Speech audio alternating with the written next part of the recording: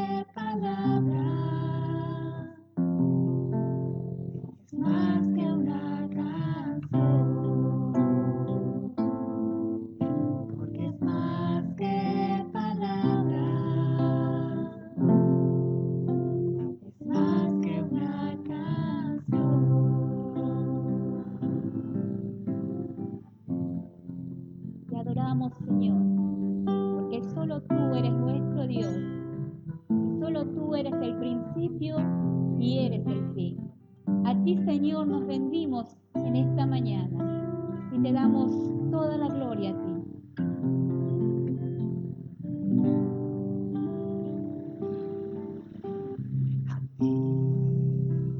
El alfa y la omega, el principio y el fin, y el gran yo soy, me rindo a ti, el Todopoderoso, el que es y que será, y el gran yo soy, me entrego.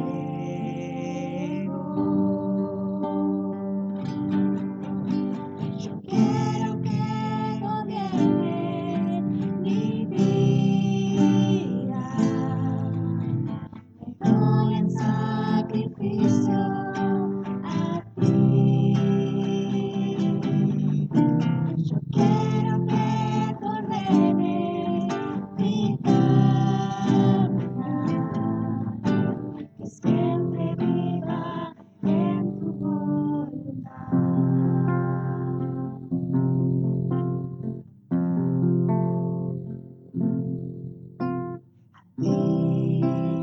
El alfa y la omega, el principio y el fin, y el gran yo soy, me rindo a ti, el Todopoderoso, el que es y que será, y el gran yo soy, me entrego. Yo quiero que gobierne mi vida. Me doy en sacrificio a ti.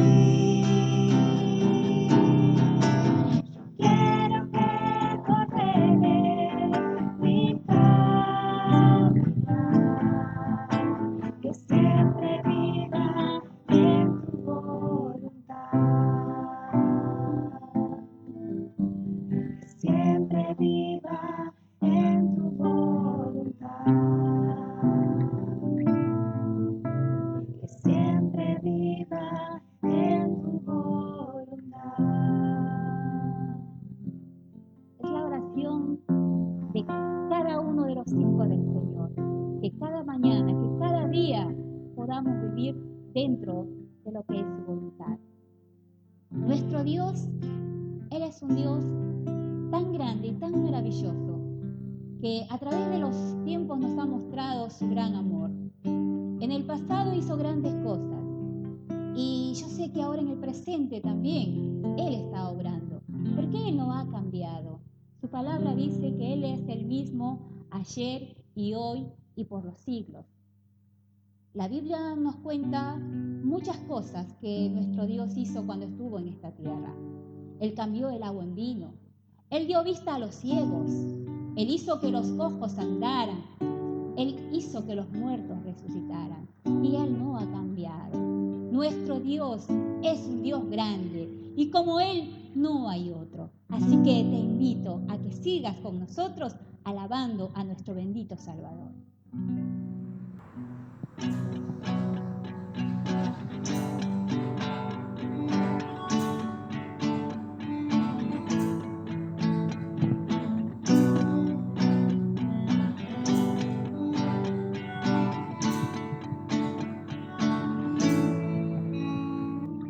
Agua en vino cambió, los ojos del ciego abrió, no hay nadie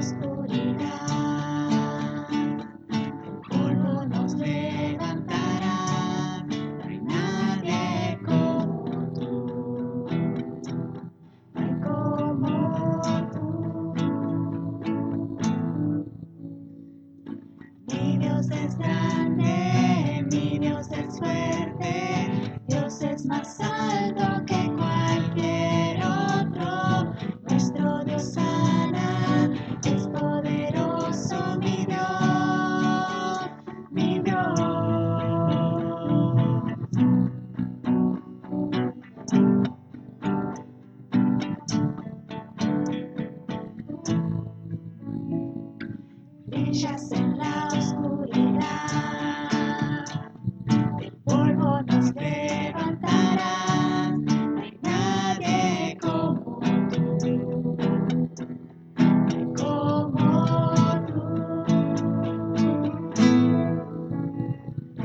Mi Dios es grande, mi Dios es fuerte, Dios es más alto que cualquier otro. Nuestro Dios sana, es poderoso, mi Dios, mi Dios. Mi Dios es grande, mi Dios es fuerte, Dios es más alto que cualquier otro. Nuestro Dios sana, es poderoso, mi Dios, mi Dios. Si Dios es por nosotros, nada podrá pararnos. Si Dios es por nosotros, ¿quién nos podrá vencer? Si Dios es por nosotros, nada podrá pararnos. Si Dios es por nosotros, ¿quién nos podrá vencer?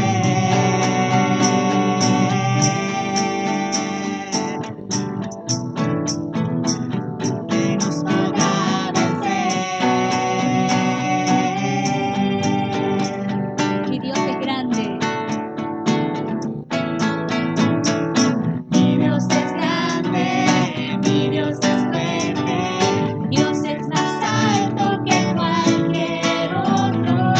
Nuestro Dios sana, es poderoso, mi Dios, mi Dios. Mi Dios es grande, mi Dios es fuerte, Dios es más alto que cualquier otro. Nuestro Dios sana, es poderoso, mi Dios, mi Dios.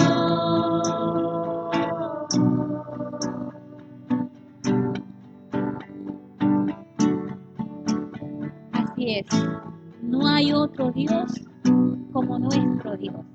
Así que agradecemos a Dios por este día precioso con el cual cada uno de nosotros nos levantamos con esas ganas de agradecerle, de poder estar juntos y escuchar su palabra. Así que seguramente ustedes habrán escuchado el sonido de otros instrumentos y la verdad que damos las gracias a dos hermanos que en este día nos han acompañado con sus instrumentos. Así que damos las gracias a Edu, que nos acompañó con el bajo, y a David, que nos acompañó con la guitarra eléctrica. Así que muchas gracias a estos hermanos. Y ahora no te vayas, quédate ahí donde estás, porque vamos a escuchar la palabra del Señor. Que Dios te bendiga. Buen día a todos y cada uno de mis hermanos y amigos. Una vez más tenemos la posibilidad de compartirles la palabra del Señor. Gracias a Dios por este tiempo que nos da. Tenemos hoy la palabra del Señor en el libro de Mateo, capítulo 16, versículo 17. Mateo, capítulo 16, versículo 17. Es un pasaje muy interesante y vamos a reflexionar bajo el tema un hombre con fortuna. Un hombre con fortuna. Esto suena quizás para muchos un poco extraño por cuanto asociamos la palabra fortuna tal vez con asuntos monetarios, pero no voy a hablar de eso, sino más bien de otra cosa que tiene que ver con algo superior a esto. Versión o las versiones vienen a ser cambios que se realizan para presentación de algo de forma distinta a lo original. Son cambios que se realizan para la presentación de algo de forma distinta de lo original. El versículo 17 del capítulo 16 de Mateo dice así: Entonces le respondió Jesús: Bienaventurado eres, Simón, hijo de Jonás, porque no te lo reveló carne ni sangre, sino mi Padre que está en los cielos. Bienaventurado eres, Simón, le dice el Señor a quien nosotros conocemos habitualmente como el apóstol Pedro. Esta frase bienaventurado tiene mucho que ver con lo que acabamos de decir acerca del tema que hemos mencionado. Bien decíamos hace unos instantes que la palabra versión tiene que ver con cambios que se realizan para la presentación de algo en forma distinta de lo original. Jesús está frente a sus discípulos y ya en la Cesarea de Filipo, que viene a ser la región de Cesarea de Filipo, eso está en el versículo 13 en adelante, el Señor pregunta a sus discípulos, ¿quién dicen los hombres que es el Hijo del Hombre? La pregunta de Jesús es así, ¿quién dicen los hombres que es el Hijo del Hombre? Y bueno, ellos respondieron y dijeron, algunos dicen que eres Juan el Bautista, otros Elías y otros Jeremías o alguno de los profetas. Y luego el Señor hace una repregunta y dirigiéndose a ellos concretamente, al grupo en general, le dice, y vosotros, no a uno solo, se lo dice a todos los que estaban reunidos ahí, a los 12 en particular, vosotros en plural, ¿quién decís que soy yo? Pregunta el Señor. Bueno, conocemos la respuesta del apóstol Pedro. Pedro le dice, tú eres el Cristo, el Hijo del Dios viviente. A raíz de eso viene la bienaventuranza del Señor hacia Pedro y compañía. Las diferentes versiones de Jesús. En primer lugar, algunos decían de que eres Juan el Bautista, y esto era una de las posturas que tenía Herodes, sobre todo. Herodes estaba convencido de que Jesús era Juan el Bautista que había resucitado, lo estaba creyendo así. Esto tiene que ver un poco con la superstición que tenía este rey. Era un tanto desequilibrado mentalmente, parece ser, que él estaba pensando que el Juan el Bautista, después de haber sido degollado, de haber sido cortado el cuello por él mismo, o mejor dicho, por órdenes de él mismo, ahora se había levantado y estaba caminando por las calles de las tierras de Palestina. Él estaba pensando en creencias mágicas, que este Jesús hacía todos los milagros, todas las cosas importantes que se estaba describiendo en ese contexto del ministerio de Jesús y que tenían que ver con un hombre que se había levantado de entre los muertos y que empezó a trabajar así mágicamente, dando lugar a que él se sienta supersticioso por todo lo que hacía Jesús, obviamente. Ahora, pero por otro lado también había otras personas que decían de que no solamente él era Juan el Bautista, que Jesús era Juan el Bautista, otros decían es Elías, es el profeta Elías. A Jesús le atribuían ser el profeta Elías. Y encontramos que esto está registrado en el libro de Malaquías. Malaquías 3:1 y 4:5 nos hablan acerca del mensajero que va a venir delante del Señor. Es decir, a Jesús le estaban atribuyendo como el mensajero que iba a preparar el camino para que cuando venga el Señor. Era una mala interpretación, obviamente, sacado de su contexto, y entonces algunos le atribuían ese nombre. Por otro lado, algunos decían que él es Jeremías. Y todas estas habladurías estaban en el medio, tanto que los discípulos lo conocían. Probablemente algunos de ellos se habrán extrañado por qué cada una de esas atribuciones que se le daba a Jesús.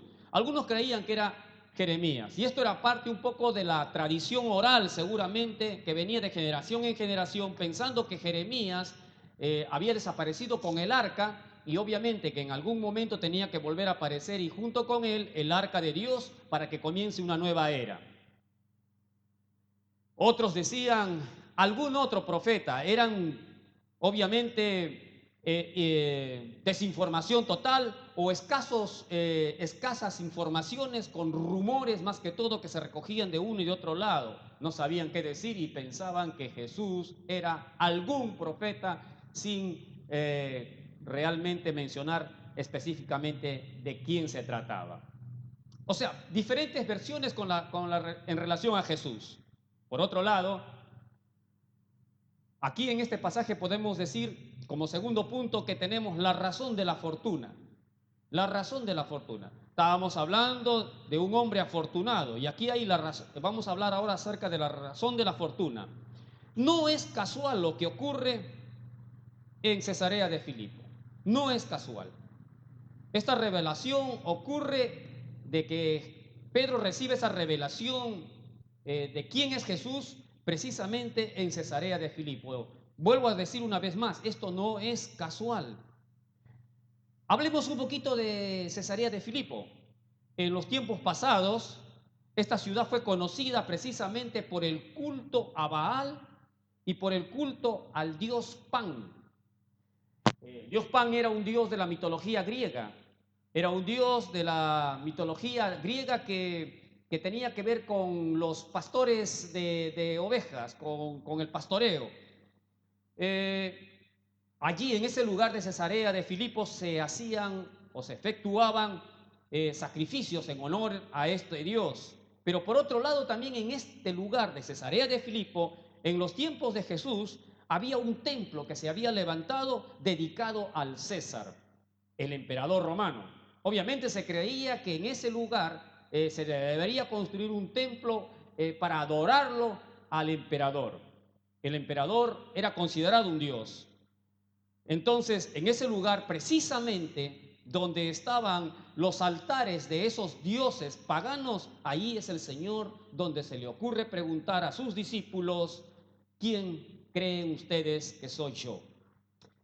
Y cuando decimos de la razón de la fortuna es porque de pronto Pedro, como el vocero de todos sus compañeros, se levanta y dice: tú eres el Cristo, el Hijo del Dios viviente. Esta expresión es interesantísima. Es una respuesta que contrasta dramáticamente con los ídolos sin vida que en ese lugar de Cesarea de Filipo se adoraban. Pedro le dice: tú eres el Cristo o el Mesías, el Hijo del Dios. Si hubiese quedado ahí, del Dios Todopoderoso o tal vez del Dios de Israel, pero él quiso decir de alguna manera del Dios viviente, a diferencia de los dioses muertos que estaban en esos altares en el cual se adoraba.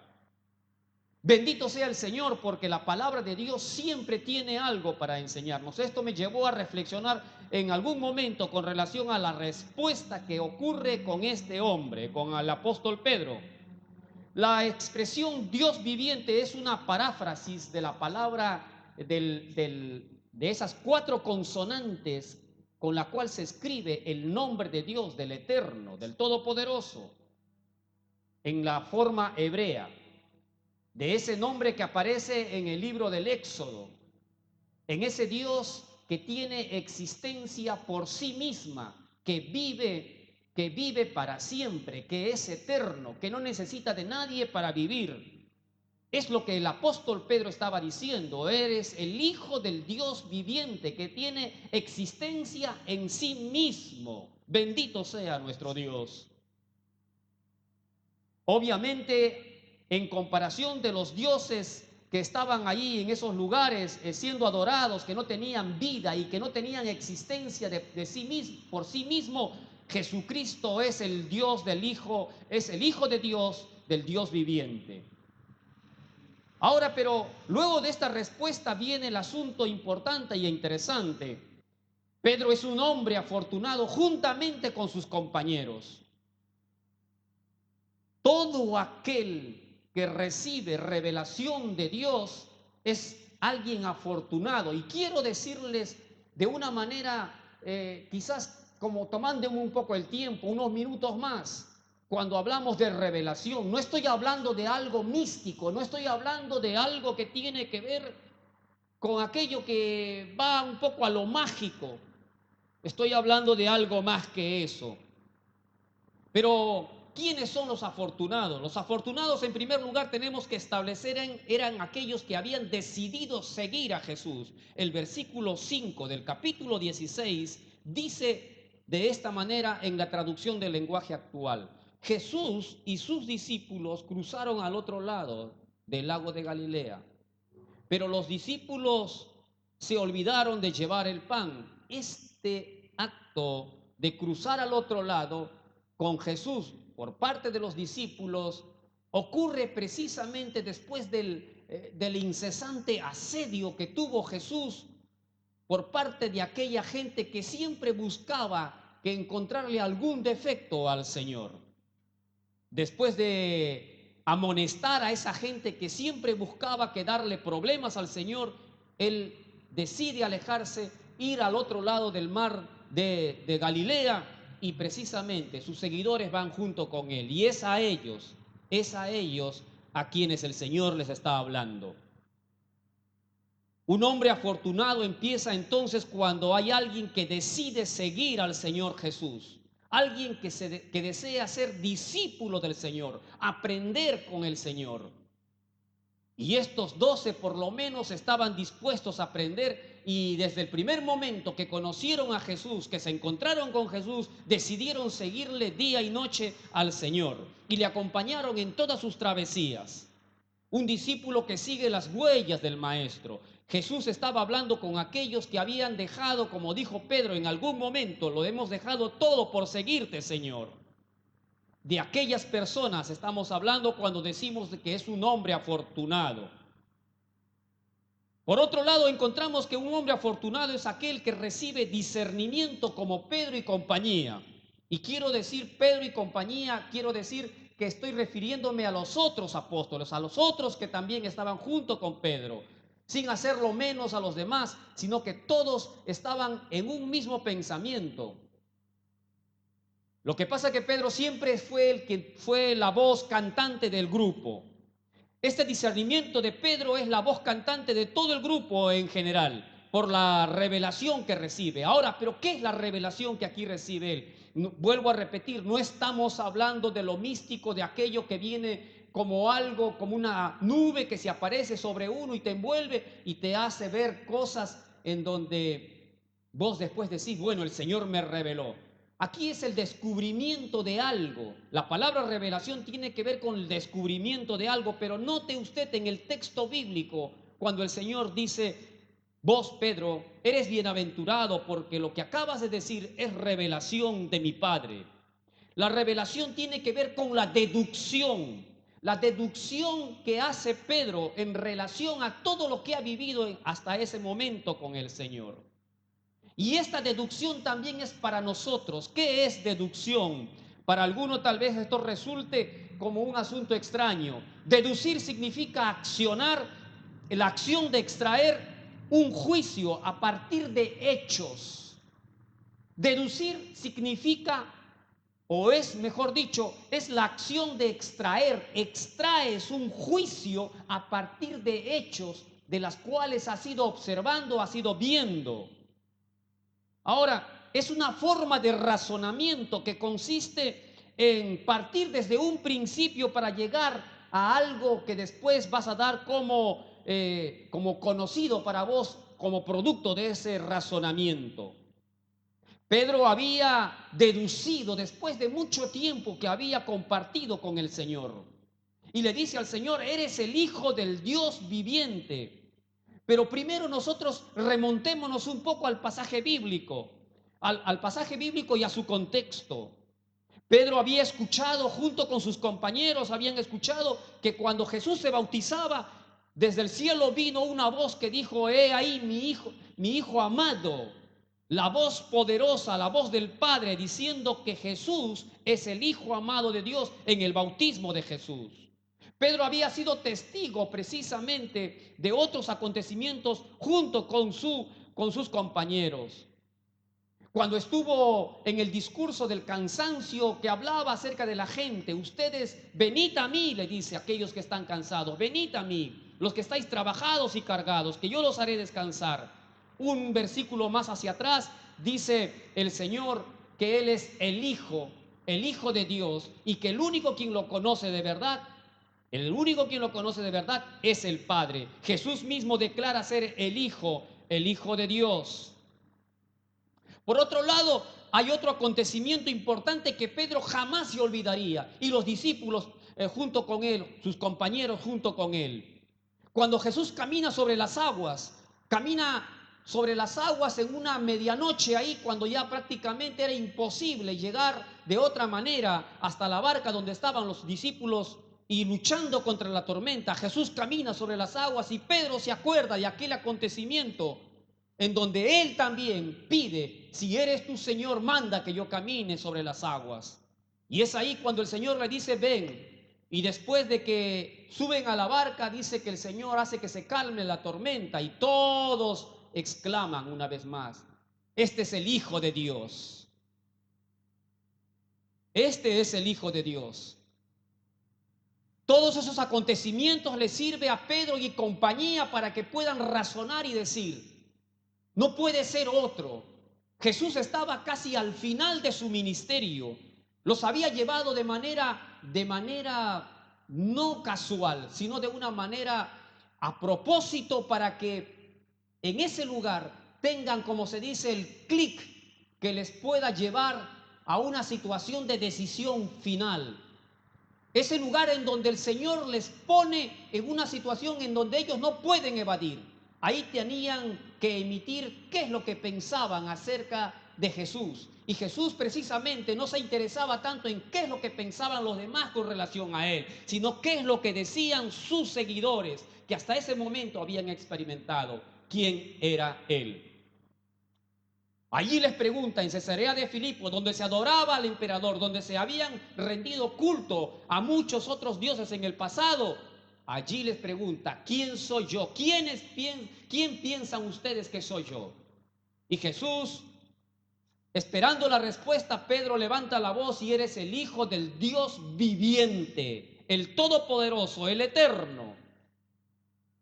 Pero lo dice recordando que Él había caminado sobre las aguas. Deduce, razona: no puede ser otro. Este Jesús que me hizo caminar sobre las aguas es el Dios verdadero.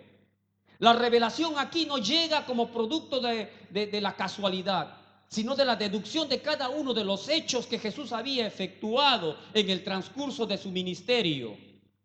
Ahora estaba casi al final de ese ministerio terrenal nuestro Señor. Y Pedro extrae un juicio a partir de los hechos, y por supuesto allí estaba la mano de Dios.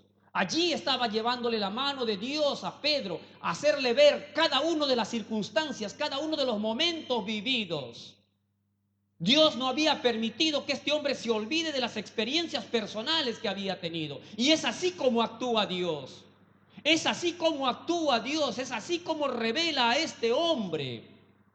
No es un asunto instantáneo, no es un asunto en donde instantáneamente viene algo, una palabra, como se dice, en donde no tiene que ver este hombre más que solamente como si fuese una alcancilla, en donde se mete una moneda y cae. No, aquí había un trabajo de parte de Dios, haciendo que se desarrolle esa fe, haciendo que se desarrolle su conocimiento para que su fe sea grande.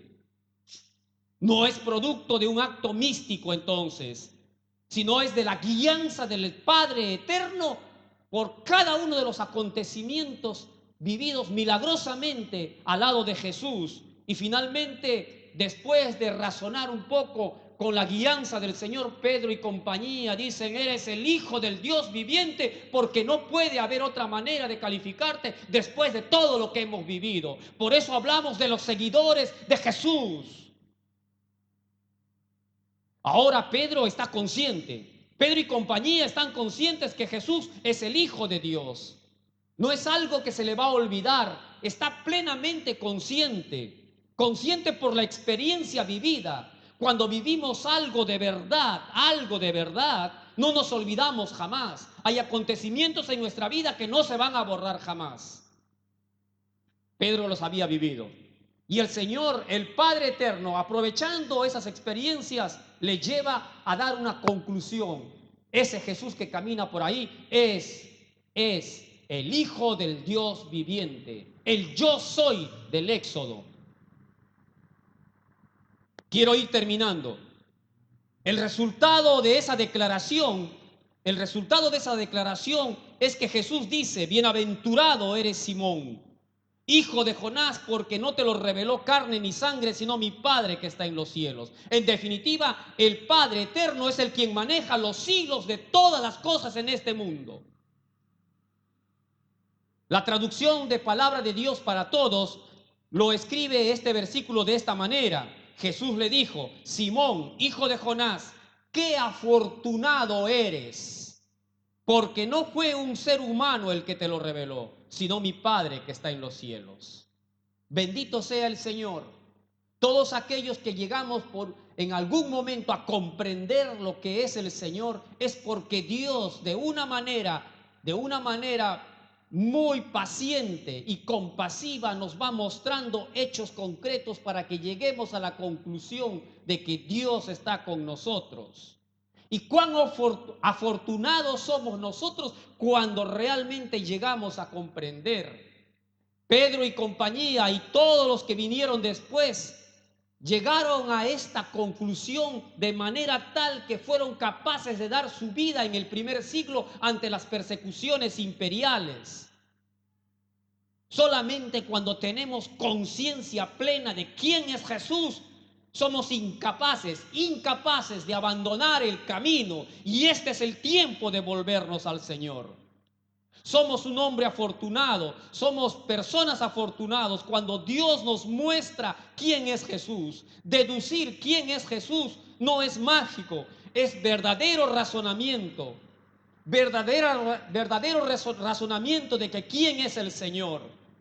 Si llegamos a comprender que el Jesús bendito es el Hijo del Dios viviente y no cualquier versión que por ahí aparezca de que quién es Jesús, realmente nosotros habremos llegado al lugar correcto y al lugar que realmente nos va a llevar hacia la salvación. Jesús es Dios mismo y el único que puede dar salvación y vida eterna a las personas, porque Él es el Dios viviente. Es necesario que cada una de las personas decidan seguir el camino del Señor, experimentarlo a Jesús y conocerlo cada vez más y más.